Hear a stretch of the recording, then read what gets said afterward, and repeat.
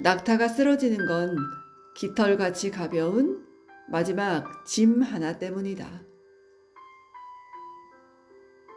저는 낙타를 참 좋아합니다.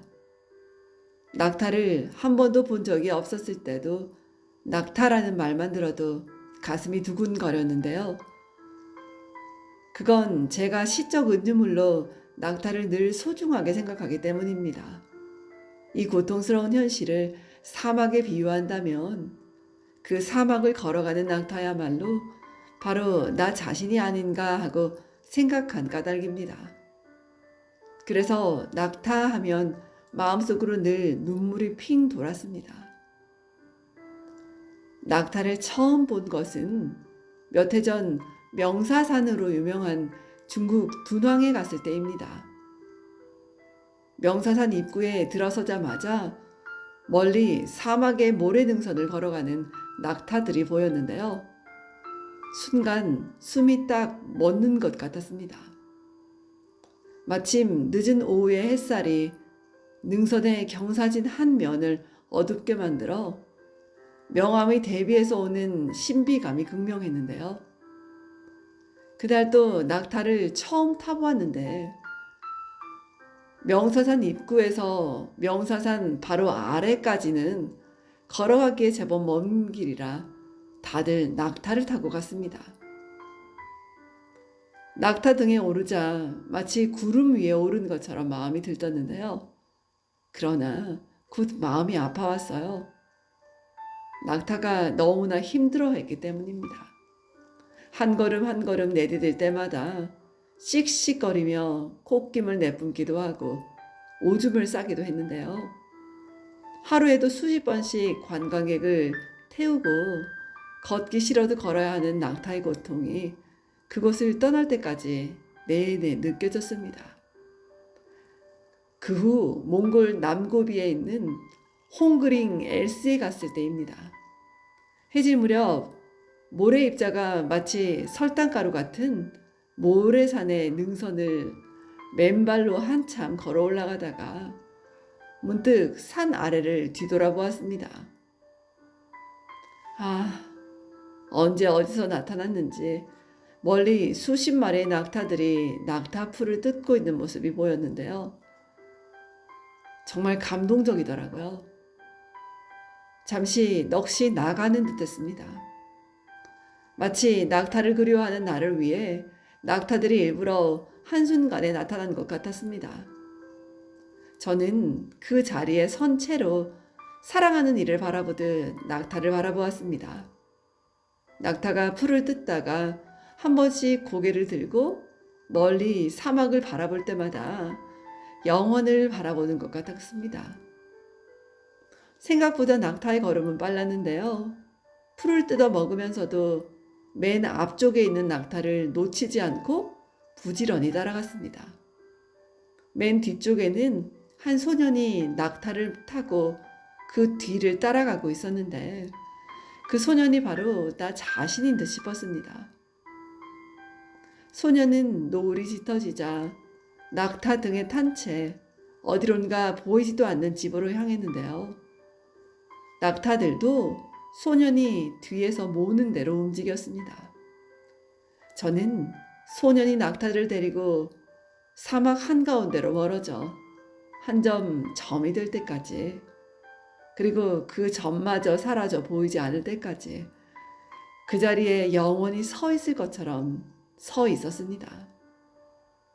그 후 그때 본 그 낙타들이 그리워 기회가 있을 때마다 이런저런 낙타 모형을 사 모았는데요. 원래 무엇이든 수집하는 걸 싫어하는 성격이었으나 낙타만은 그렇지 않았습니다. 아기 낙타가 엄마 젖을 빨고 있는 모습을 조각한 그런 나무 낙타에서부터 자물쇠용으로 만든 철제 낙타에 이르기까지 67개 정도의 낙타가 모이자 책꽂이 한 칸을 다 비우고 그 안에 그들을 살며시 갖다 놓았습니다. 그리고 틈나는 대로 그들을 바라보며 사막을 생각합니다. 그럴 때마다 나를 바라보며 내 인생을 깊게 성찰하고 있다는 생각이 들었습니다. 아마 뜨거운 모래바람이 불어오는 사막 위를 그렇게 묵묵히 걸어가는 낙타처럼 살고 싶다는 열망 때문일 것인데요.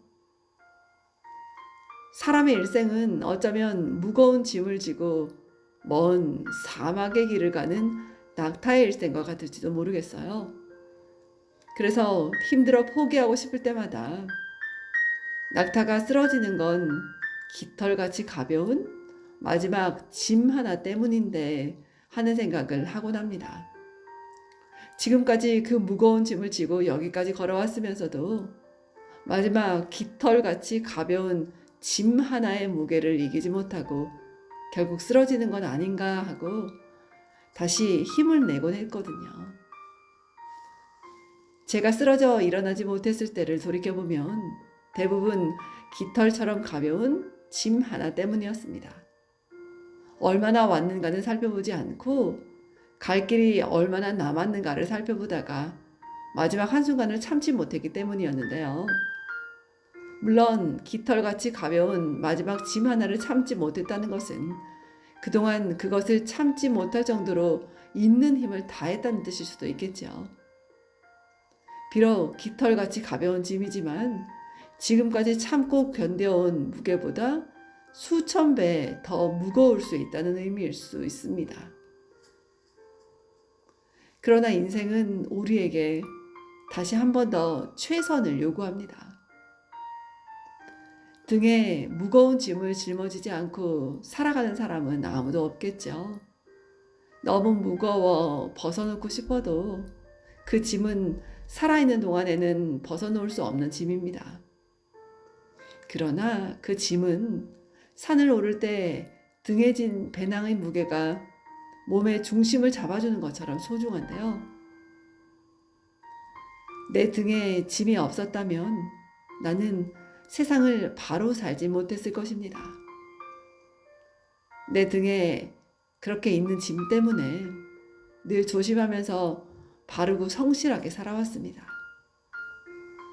이제 보니 내 등의 짐은 나를 바르게 살도록 한 귀한 선물입니다. 내 등에 짐이 없었다면 나는 아직도 미숙하게 살고 있을 것입니다. 내 등에 있는 짐의 무게가 내 삶의 무게가 되어 그것을 감당하게 하였습니다. 이제 보니 내 등의 짐은 나를 성숙시킨 귀한 선물이었습니다. 누가 쓴 글인지 모르지만 내 등의 짐이라는 글의 일부입니다. 이 글을 읽을 때마다 내가 짊어진 무거운 짐이 얼마나 소중한 것인지를 알 수 있었는데요. 그래서 등에 무거운 짐을 짊어진 어린 낙타를 보고 어린 낙타라는 제목의 시 한 편을 써보았습니다.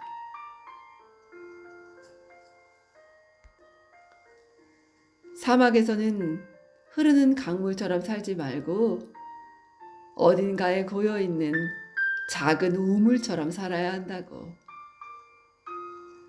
누군가에게 마음을 빼앗겨야 사막을 움직일 수 있다고.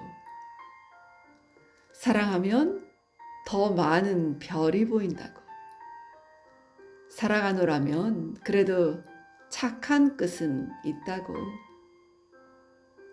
러시아제 낡은 지프차를 타고 고비 사막의 길 없는 길을 달릴 때 먼 지평선 너머로 지는 해를 등에 지고 훌루 걸어가던 어린 낙타 한 마리. 이상 내 인생에 힘이 되어준 한마디 책을 낭독해 보았습니다.